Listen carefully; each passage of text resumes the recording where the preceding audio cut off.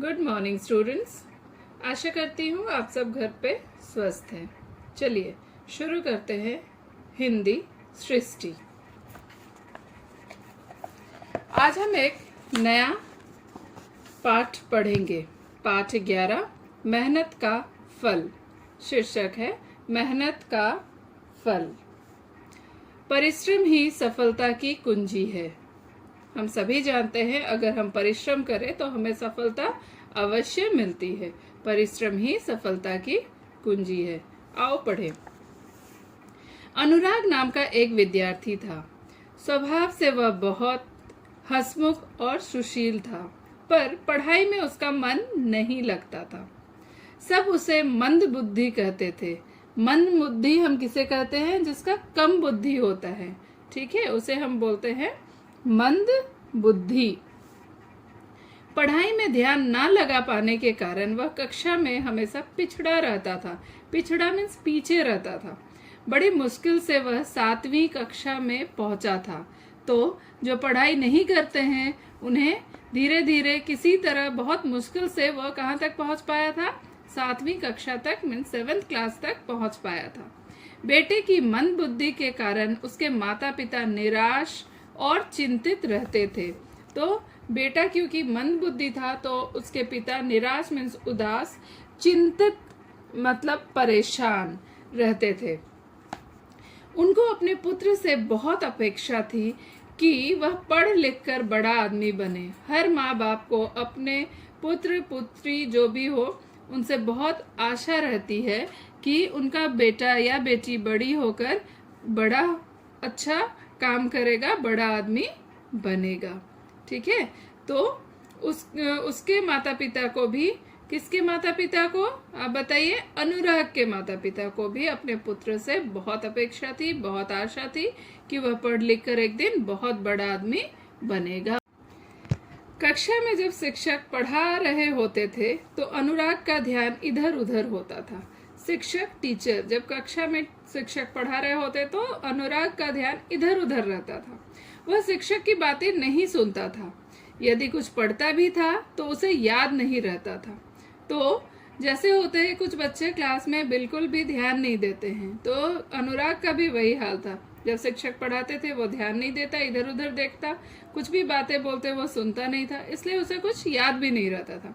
परिणाम यह हुआ कि उस वर्ष भी वह अपनी कक्षा में बुरी तरह फेल हो गया। परिणाम क्या होता है?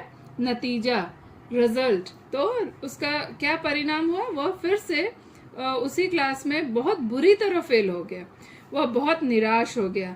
इस बार वह निराश हो गया। इस असफलता से निराश होकर वह गांव से बाहर जंगल में चल पड़ा और अपनी असफलता के कारण निराश होकर वह गांव के बाहर जंगल की तरफ चलने लगा। चलते चलते वह बहुत थक गया। उसे बहुत प्यास लगी। बहुत दूर चलने के बाद रास्ते में उसने एक कुआं देखा। तो वह चलते चलते जंगल की तरफ जा रहा था, बहुत थक गया था और उसे बहुत जोर की प्यास लगी थी, बहुत तेज प्यास लगी थी। फिर वह बहुत दूर चलने के बाद उसे एक क्या दिखा? कुआं।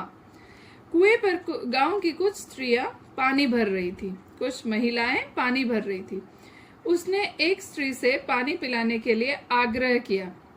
तो उसने कुआं देखा, वहां कुछ महिलाएं पानी भर रही थी, तो उनसे वो निवेदन किया, आग्रह किया कि वो पानी पिला दे। पानी पीते पीते अनुराग का ध्यान अचानक कुएं के पत्थरों पर बने गहरे निशानों पर गया और वह सोचने लगा कि पत्थरों पर यह कैसे निशान हैं।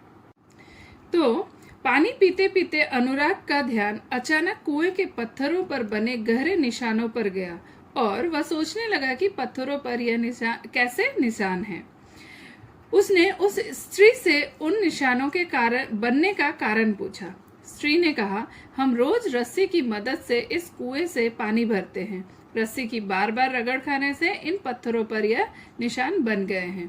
तो अनुराग जब पानी पी रहा था अचानक उसे कुएं पे कुछ निशान दिखते हैं, गहरे निशान दिखते हैं, और वह सोचता है कि यह पत्थर पर ऐसे निशान कैसे बन गए हैं। तब उसे उत्सुकता होती है और वह वही पानी पिलाने वाले उस स्त्री से पूछता है कि इन निशानों के बनने का कारण क्या है। तो वहां पे वो स्त्री उसे जवाब देती है, हम रोज रस्सी की मदद से इस कुएं से पानी भरते हैं।